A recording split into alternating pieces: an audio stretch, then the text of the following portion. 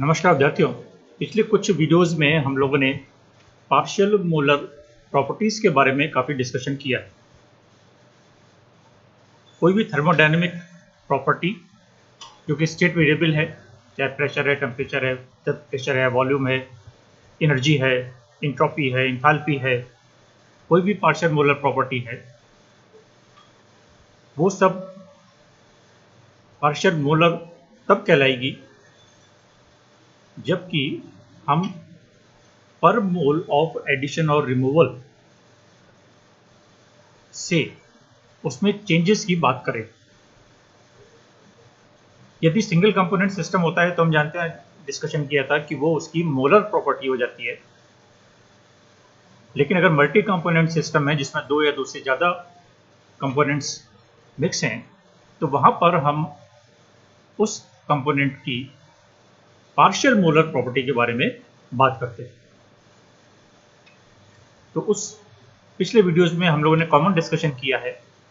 अब हम बात करेंगे पार्शियल मोलर प्रॉपर्टीज या पार्शियल मोलर फ्री एनर्जी, यानी वो प्रॉपर्टी अब हमारी फ्री एनर्जी है। अब हम पर्टिकुलर डिफाइन कर रहे हैं इसको। तो यदि हमने प्रॉपर्टी फ्री एनर्जी ली है तो ऐसे केस में वो बन जाती है पार्शियल मोलर फ्री एनर्जी, और उसी को हम केमिकल पोटेंशियल भी कहते हैं। तो ये पार्शियल मोलर फ्री एनर्जी क्या है, वहाँ पर हम लोगों ने डिसाइड ये एक लाइन में उसको डिफाइन किया था कि with addition and removal of 1 mole of that constituent at constant temperature and pressure, the change in that property is partial molar property. वही चीज़ यहाँ पर भी है, कांस्टेंट टेम्परेचर एंड प्रेशर है, मल्टी कंपोनेंट सिस्टम है, और यहाँ पर हम कंट्रीब्यूशन पर मोल निकाल रहे हैं। यानी उसको Ni से या N1 से N2 से डिवाइड कर दें तो कंट्रीब्यूशन पर मोल निकल के आ जाता है।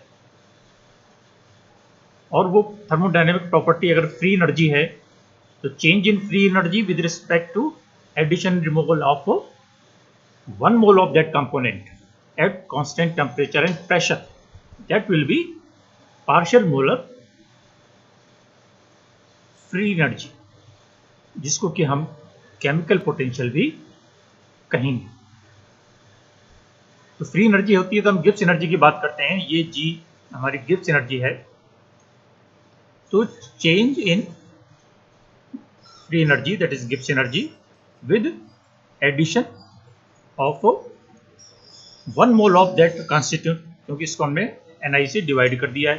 तो DNi मतलब चेंज इन दैट कंपोनेंट पर मोल, और यहाँ पर हमने टेम्परेचर, प्रेशर और अदर कंपोनेंट्स कांस्टेंट रख दिए हैं। तो ये बन गया change in G, that is Gibbs energy और free energy with respect to addition of 1 mole of that component. तो ये हमारा बन जाएगा पार्शियल मोलर फ्री एनर्जी या केमिकल पोटेंशियल, अर्थात G बार या GI बार, और इसको हम म्यू आई से लिखेंगे। तो म्यू केमिकल पोटेंशियल को बताएगा। ठीक है। तो पिछले एपिसोड के हिसाब से या पिछले जो हमने वीडियो देखा था वहाँ पर जो पार्शियल मोलर प्रॉपर्टी की डेफिनेशन देखी थी, मैथमेटिकल इक्वेशन देखी थी, उस हिसाब से यहाँ पर हम उसको लिख सकते हैं कि dG बराबर dG upon dt, that is change in free energy with respect to temperature into dt, change in free energy with respect to pressure into dP, और फिर change in free energy with respect to variation in N1 mole, change in free energy with respect to change in N2 moles. इस तरीके से हम इसको continue करते चले जाएं आगे तक। ये हमारी इक्वेशन बन जाएगी केमिकल पोटेंशियल की, जो कि dG को बताएगा। तो स्पेशल केस में if there is no change in number of moles of various constituents, यानी यदि हम कंपोनेंट्स के नंबर ऑफ मोल्स में कोई चेंज नहीं करते हैं तो ऐसी स्थिति में dn1 जीरो हो जाएगा, dn2 जीरो हो जाएगा, ये सारी वैल्यूज इस तरीके से जीरो हो जाएंगी।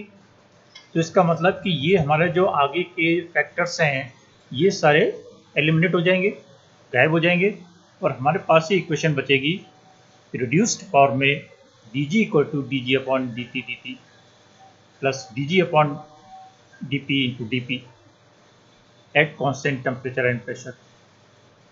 यहाँ पर विद रिस्पेक्ट टू टेम्परेचर देख रहे हैं तो प्रेशर कांस्टेंट है, यहाँ पर विद रिस्पेक्ट टू प्रेशर देख रहे हैं तो टेम्परेचर कांस्टेंट है, और ये सारे नंबर ऑफ मोल्स हमने पहले ही कांस्टेंट कह दिए हैं। तो ये इक्वेशन हमारी रिड्यूस फॉर्म में आ जाती है। थर्मोडायनेमिक्स में एक बेसिक इक्वेशन पहले भी है, dg equal to V D P minus S D T. ये बेसिक थर्मोडायनेमिक रिलेशन है,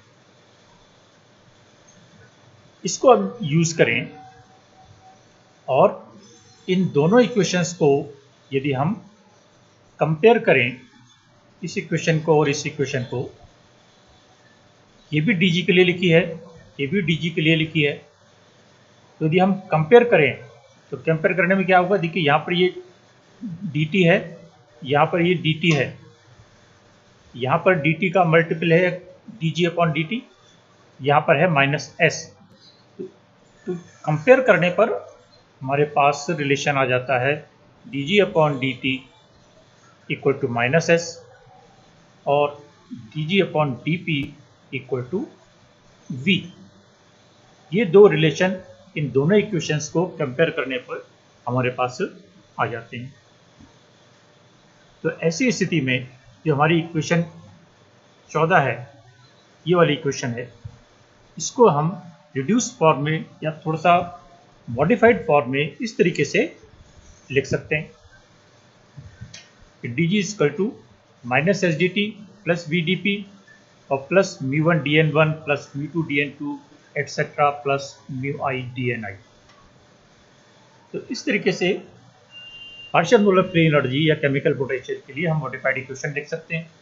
अब यहाँ पर हम इक्वेशन में अगर कंडीशन लगा दें कि eight constant temperature and pressure, तो ऐसी स्थिति में ये क्या होगा, dt भी जीरो हो जाएगा और dp भी जीरो हो जाएगा। तो हमारे पास इक्वेशन इस रूप में या रिड्यूस्ड फॉर्म में आ जाएगी। ठीक है, अब इसी इक्वेशन को यदि हम इंटीग्रेशन कर दें, वो डिफरेंशियल इक्वेशन है, डिफरेंशियल इक्वेशन को इंटीग्रेट किया जा सकता है। तो dg का इंटीग्रेशन करेंगे तो g आ जाएगा, यानी टोटल वैल्यू g की आ जाएगी, और उसको हम इस तरीके से mu one D N one plus mu two D N two plus इस तरीके से हम लिख सकते हैं। तो अभी तो हमने इसको इंटीग्रेट किया है, अब हम इसी इक्वेशन को जो हमने अभी लिखी है इसको कंप्लीट डिफरेंशियल करें। कंप्लीट डिफरेंशियल से हमारा तात्पर्य है कि इसमें हमारे पास जो दो वैल्यूज हैं म्यू वन और एन वन, इन दोनों में वेरिएशन को ध्यान में रखते हुए इस g का डिफरेंशिएशन करें।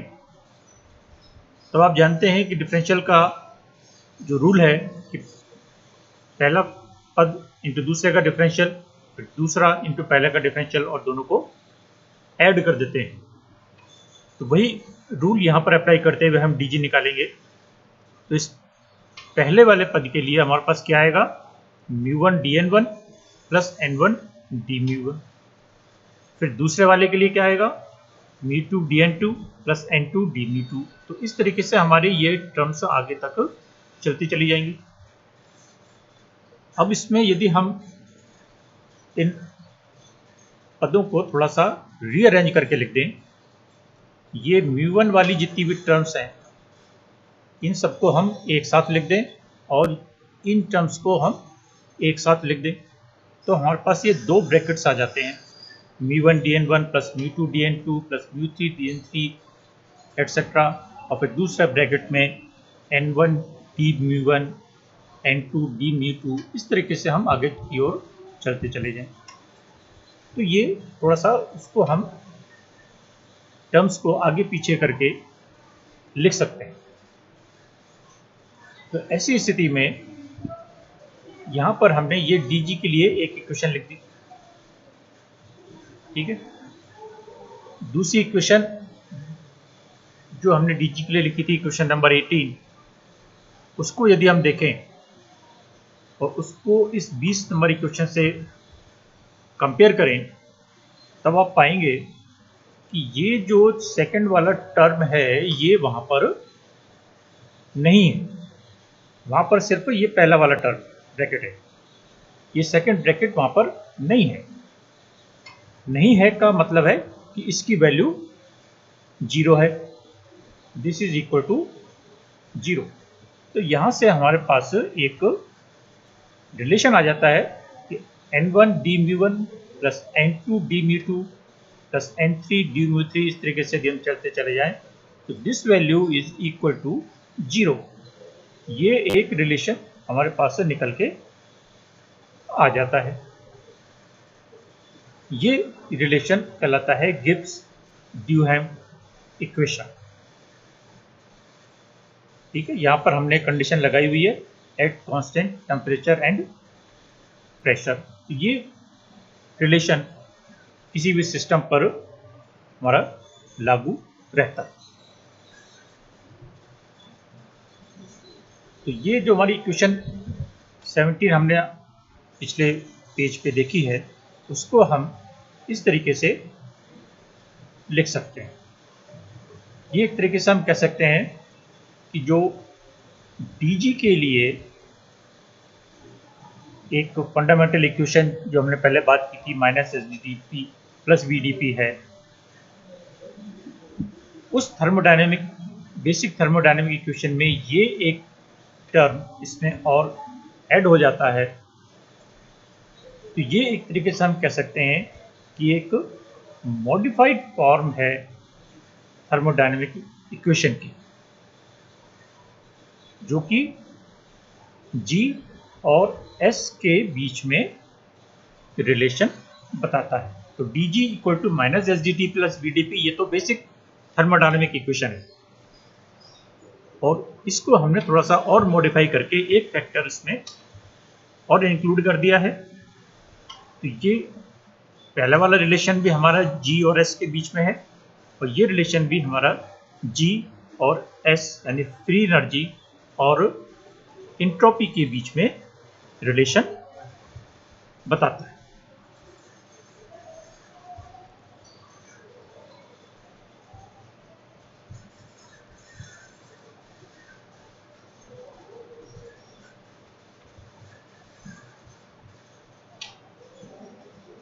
ठीक है। तो इसके नेक्स्ट एपिसोड में या नेक्स्ट वीडियो में हम इसी केमिकल पोटेंशियल के बारे में और विस्तार से थोड़ी सी चर्चा करेंगे।